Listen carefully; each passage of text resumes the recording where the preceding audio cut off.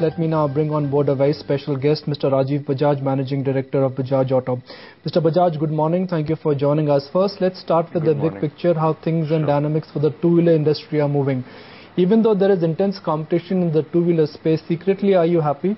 Because rupee has depreciated against the dollar. That is good for your exports. Global commodity prices have corrected, which is good for your margins. Well, growth, as you know well, has flattened out.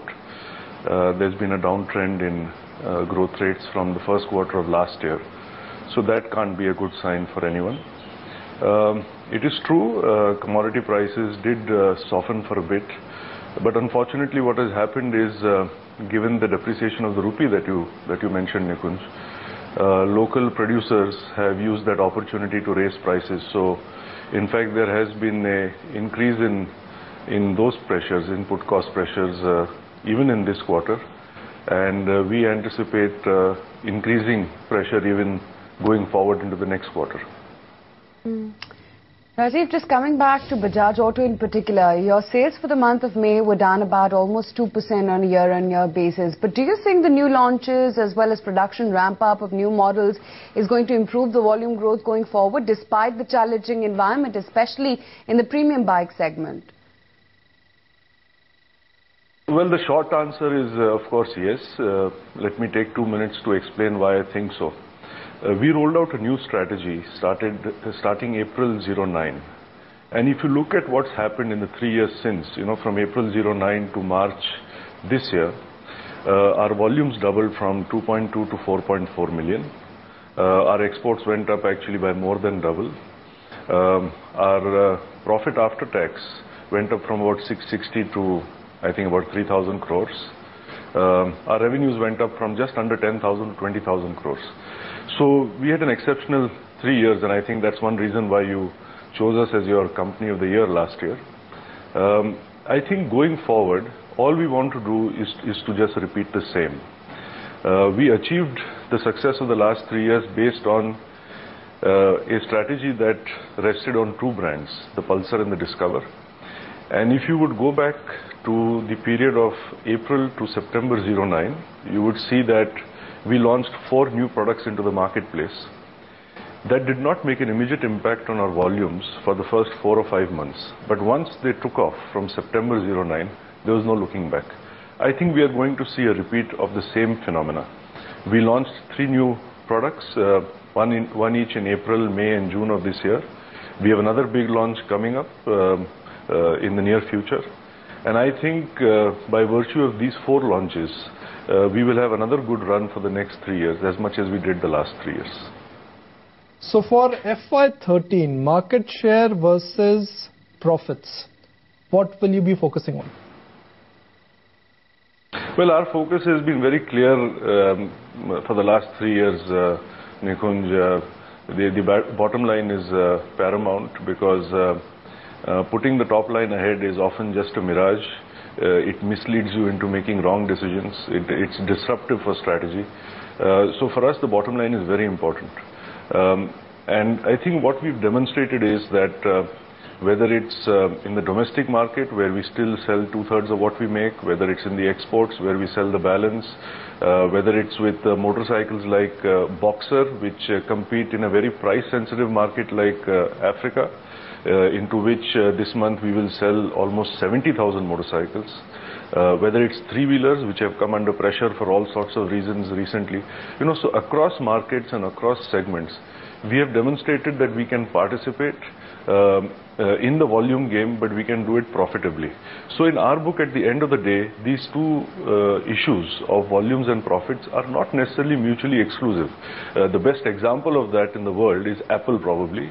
I'm hoping in a small way Bajaj can demonstrate and continue to demonstrate the same thing. Mr. Bajaj, as of now, you've done a great job of protecting your margins. For 3 or 4 years in a row, your margins are way above the industry average. But given the cost pressures you've just mentioned, are you confident that you will be able to A, protect your margins and then maintain your margins above the industry average? Yes, I think you put it very well, because sometimes I'm asked whether, we are obsessed with a margin of 20%, and I've always said that is not the case. In a intensely competitive environment, everything is relative. When the industry is typically around 10 to 12% in terms of EBITDA or operating margins, we managed to hold our own at about 20%. That's how far ahead we managed to keep ourselves. And I don't see any reason why we would not be able to continue to do that. In fact, last month we passed on all of the cost increase that came by virtue of commodities. If we find ourselves confronted by the same proposition in July, we will do the same once again. Because ultimately, what's the point to a brand strategy if the brand doesn't have pricing power in the marketplace?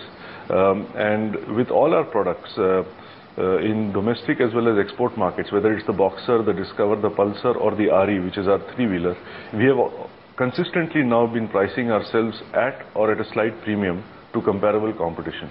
As long as you can do that, as long as you can do two things: hold your price, and you don't have to put a lot of money into selling what you make. There are really no other costs in this industry, actually. So Rajiv, how are your various segments, or rather models, doing? Pulsar, for instance, 200 NS, how has been the response, and when do you plan to take it pan-India? The Pulsar segment, unfortunately, has suffered on account of the poor sentiment that is around us. The segment that was close to 20% of the motorcycle industry is now closer to about 16-17%. Since we are the market leader with almost 50% share there, that's not good news for us. But there's very little that we can do about that except to just fasten our belts. Having said that, what we can do is to put out new products, which we have done with the Pulsar 200 NS that you referred to. We've started dispatches only this month.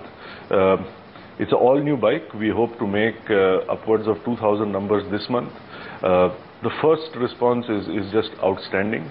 Just to give you a feel for that, in the first 5 days, we had 500 bookings between just Mumbai and Pune, because we dispatched only to these two markets.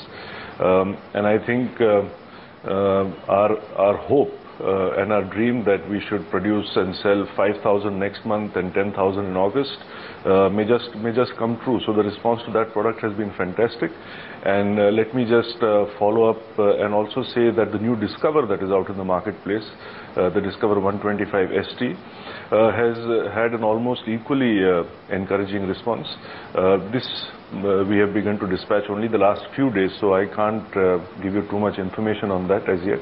But that looks very good as well. So I'm personally very, very happy with all the three launches we have done. The third one was the new Discover 100 we launched in April. That has taken our Discover 100 monthly average from about 35,000 a month in Q4. We hope to end at close to 60,000-65,000 this month. So all three launches have been very satisfactory. And if things continue this way, I think from September, we should see our motorcycles numbers at a, recalibrated to a different level. What about taking Pulsar beyond the hemisphere of Mumbai as well as Pune? Are you looking at a pan-India launch, and how soon could that be?